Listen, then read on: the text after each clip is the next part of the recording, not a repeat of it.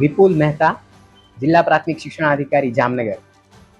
જામનગરમાં ટોટલ આપણી 665 શાળાઓ છે જિલ્લા શિક્ષણ સમિતિ જામનગર હસ્તકની, જેમાં અંદાજિત આપણા 2257 જેટલા શિક્ષકો હાલ કાર્યરત છે. આ શિક્ષકોમાંથી 3 શિક્ષકો એવા છે કે જે ખૂબ લાંબા સમયથી ગેરહાજર છે.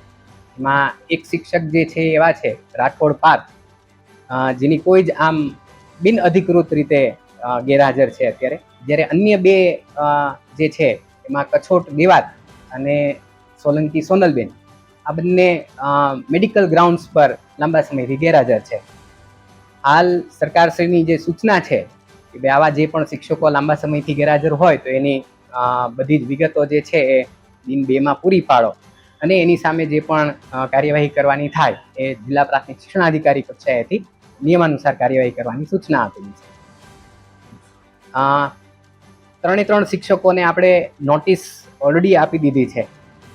નોટિસના સંદર્ભમાં એક શિક્ષકનો આપણને અત્યારે જવાબ મળેલો છે, જ્યારે અન્ય કોઈ શિક્ષકના અત્યારે જવાબ નથી. એટલે એની એકાદ દિવસ રાહ જોઈ અને પછી નોટિસના આધારે એની સામે શું શિક્ષાત્મક કાર્યવાહી કરવી એની નક્કી કરવામાં આવશે.